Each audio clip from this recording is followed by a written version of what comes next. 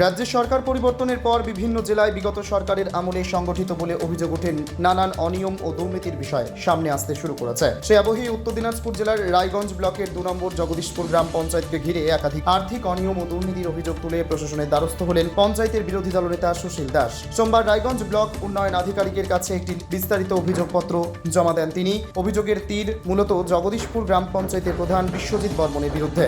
পাশাপাশি অভিযোগে পরোক্ষভাবে উঠে এসেছে রাজ্যের প্রাক্তন শিক্ষা প্রতিমন্ত্রী সত্যজিৎ বর্মনের নামও। বিরোধী দলনেতার দাবি, বিগত সরকারের আমলে পঞ্চায়েতের বিভিন্ন প্রশাসনিক ও উন্নয়নমূলক সিদ্ধান্তে রাজনৈতিক প্রভাব ছিল।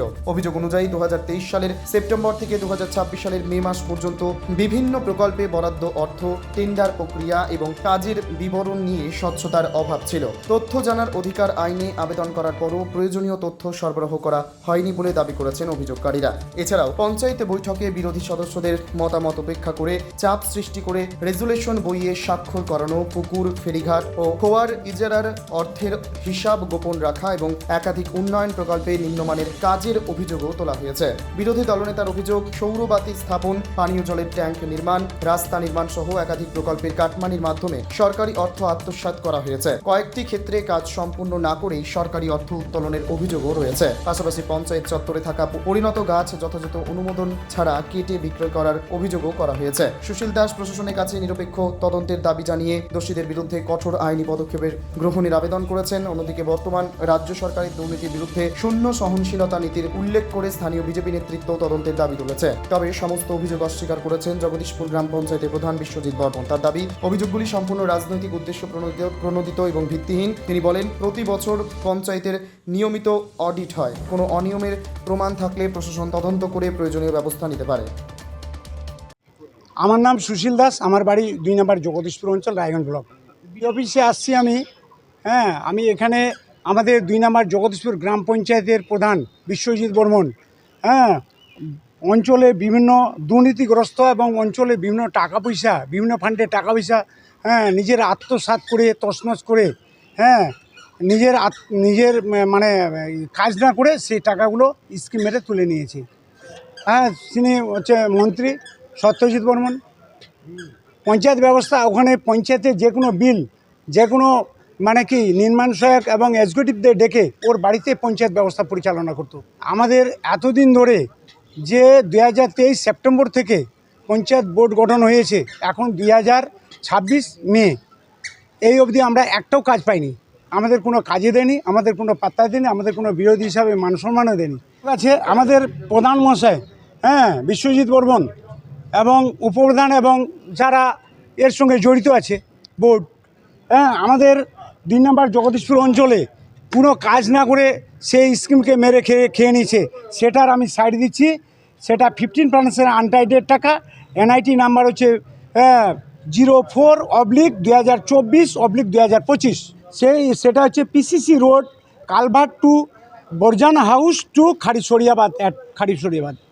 এটার স্কিম ছিল 5,49,000। এর টাকাটা হাফিজ করে দিয়েছে। তার এটা 1 নম্বর। আরও 2 নম্বর আছে রুনিয়া টয়লেটে ওখানে 7 লক্ষ টাকা হাফিজ করে দিয়েছে।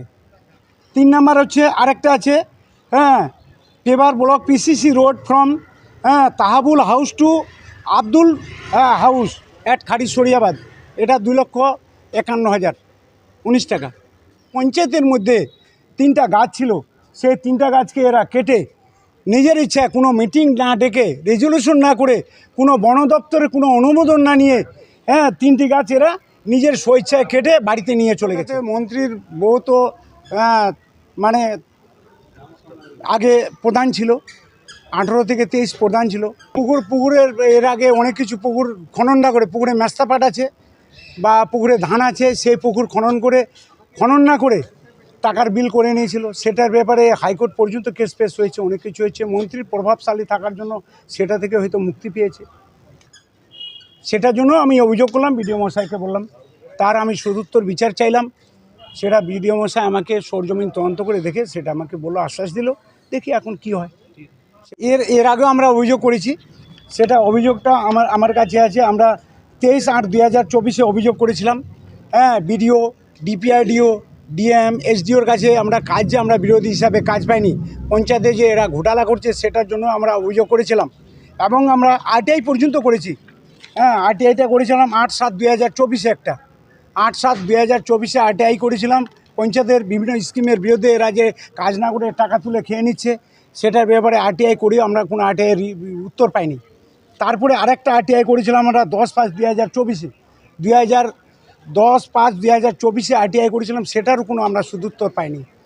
মন্ত্রীর প্রভাবে এদের কোনো আরটিআইয়ের আমাদের উত্তর দিতে দেয়নি, আমাদের আবারও উল্টা মানে ধমক মেরেছে, আমাদের মেরে ফেলবে বা আমাদের চামড়া ছেলে নেবে। সৎ বিচার চাচ্ছি, এটার জন্য আমরা দোষী সাব্যস্তদের আমরা মানে শাস্তি চাচ্ছি। বিডিও মশাই বললো যে এটা তদন্ত করে দেখবে, দেখার পরে এটা স্টেপ নেবে। নাম আর কি দায়িত্বে আছেন? আমার নাম বিশ্বজিৎ বর্মন, 2 নং জগদীশপুর অঞ্চলের প্রধান। দেখুন, এগুলো সব ভিত্তিহীন অভিযোগ। কাজ না করে এই অবধি কোনো বিল হয়নি। তাছাড়া একটা প্রশাসনিক যেহেতু আছে, প্রশাসন তদন্ত করে দেখবে আমি কাজ করেছি না বিল তুলেছি, প্রশাসনিক বিষয় আছে। তাছাড়া প্রতি বছর অডিট হয় আমাদের, অডিটে সম্পূর্ণ স্পষ্ট হয়ে যাবে। সামনে অডিট আছে, এখানে সম্পূর্ণ স্পষ্ট হয়ে যাবে কে সঠিক জায়গায় আছে না। সেই প্রশাসন তদন্ত করে দেখুক, যেটা সঠিক সেটা সিদ্ধান্ত নেবে।